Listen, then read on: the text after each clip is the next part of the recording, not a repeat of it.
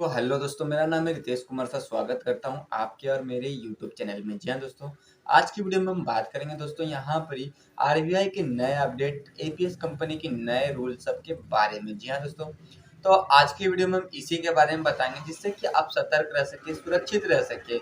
अगर आप भी इन हिसाब से, इन गाइडलाइन के हिसाब से नहीं चलेंगे दोस्तों, तो हो सकता है आपको भी लग सकती है पेनल्टी, या फिर हो सकता है आपका भी आईडी ब्लॉक। तो उस समय आपके आईडी पे कितनों भी पैसा रहे, वो जल्दी सेटलमेंट होने वाला नहीं है और कोई भी जल्दी मदद आपको करने वाला नहीं है। तो इसी के बारे में हम जानेंगे दोस्तों कि क्या है वो अपडेट जिससे कि आप बच सकेंगे और आपका आईडी सुरक्षित रह सकेगा, आपका पैसा जो है बर्बाद नहीं होगा, पेनल्टी नहीं लगेगा। तो इसी के बारे में जानेंगे दोस्तों। तो चैनल पर नए तो चैनल को सब्सक्राइब कर लेना और बेल आइकन को दबा लेना, ताकि इस तरह के नए नए वीडियोस में आप तक लाता रहूं और आप इसका लाभ लेते रहे। तो मैं बता दूं दोस्तों कि इंडिया में यानी भारत देश में बहुत सारे एपीएस कंपनी है जो कि लोग अलग अलग चला रहे हैं, और सभी लोग अलग अलग एपीएस चलाकर अपनी अर्निंग को ग्रो कर रहे हैं। कुछ तो ट्रस्टेड कंपनी है, कुछ जो है फालतू कंपनी, जैसे हम बोलते हैं कि आपको तो एपीएस प्रोवाइड कर दिया, सपोर्ट नहीं है, पेमेंट फंस रहा है, ऐसा भी कंपनी है।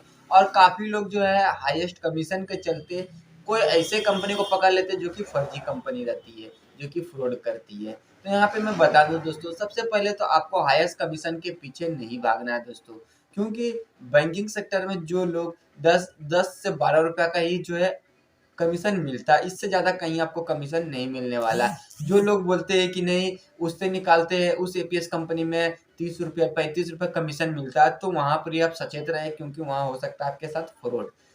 तो ये थी पहली जहाँ पर आप फ्रॉड से बचेंगे, क्योंकि मेरे पास ऐसा आए दिन कॉल आते रहता है जहाँ पर काफ़ी लोगों के साथ फ्रॉड होता है और उनका पैसा उनके वॉलेट पे फंसा रह जाता है और निकल नहीं पाता है।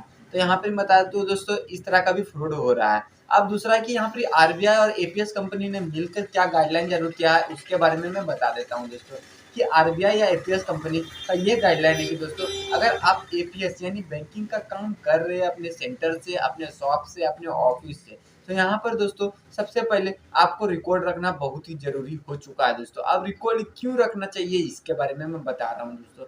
रिकॉर्ड इसलिए रखना चाहिए दोस्तों कि आप सपोज डेट किसी भी कस्टमर का कैश विड्रॉ कर रहे हैं, और कैश विड्रॉ करके ना उसको पर्ची दे रहे हैं, ना रजिस्टर मेंटेन कर रहे हैं, ना आपके शॉप पे सीसीटीवी कैमरा है, ना ही कुछ आप उनका प्रूफ रख रहे हैं, तो यहाँ पे बाद में क्या होगा, आपको प्रॉब्लम होगा।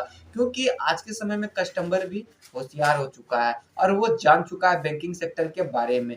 तो अगर आप उनका पैसा विड्रॉ करते हैं और कोई भी अपने पास प्रूफ नहीं रखते, तो वो लोग क्या करते हैं, बैंक में जाके कंप्लेंट कर देते हैं।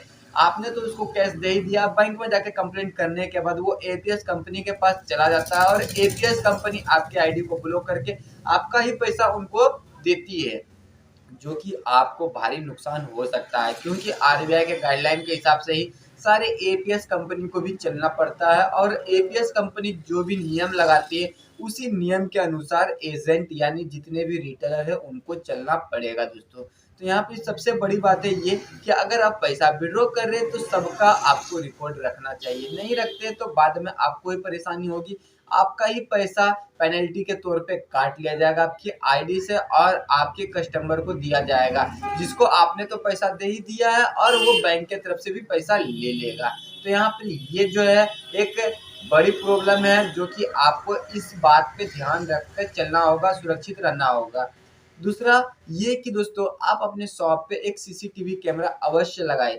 मैंने काफी बार बताया, काफी वीडियो में है कि सीसीटीवी कैमरा से एक आपका पुख्ता प्रूफ हो जाता है कि सेंटर पे आपके पास आया था कस्टमर और वो आपके पास नगद निकासी किया है और आपने उसको कैश दिया है। उसका भी एक वीडियो जो है कि आपके कैमरे पर हो जाता है। और आप नॉर्मली अमेजोन, फ्लिपकार्ट जैसे वेबसाइट से 2000-3000 तक का आप कैमरा ऑर्डर कर सकते हैं, जो कि वाईफाई रहता है और उस पर भी 7 से 10 डेज का स्टोरेज रहता है, जो कि स्टोर करके रख सकता है।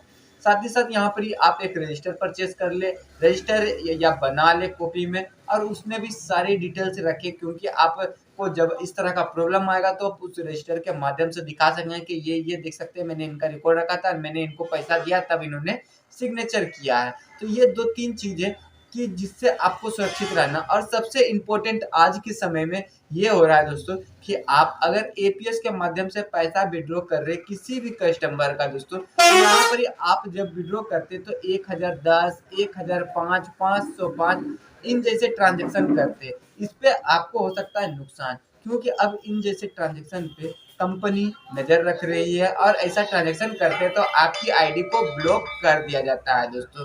तो आप ऐसा भी ट्रांजैक्शन ना करें जिससे कि आपकी आईडी ब्लॉक हो जाए और आपको भारी नुकसान पड़े।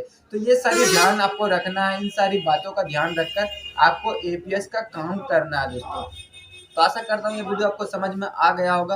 अगर समझ में आ गया तो वीडियो को एक लाइक जरूर करिएगा। साथ ही साथ अगर आप बिहार के बांका जिला और मुंगेर जिला से बिलोंग करते हैं और आपको स्पाइस मनी की आईडी लेनी है तो आप हमसे कांटेक्ट कर सकते हैं। आपकी आईडी को प्रोवाइड करवाया जाएगा दोस्तों हमारे थ्रू से, स्पाइस मनी की आईडी। तो ये वीडियो कैसा लगा आप हमें कमेंट करके जरूर बताइएगा। साथ ही साथ किसी भी कंपनी का रजिस्टर लेना है तो आप डिस्क्रिप्शन पे हमारा वेबसाइट का लिंक है, आप वहाँ जाके विजिट करके ऑर्डर कर सकते हैं। तो फिर मिलेंगे नेक्स्ट वीडियो में, तब तक के लिए धन्यवाद, थैंक यू, जय हिंद।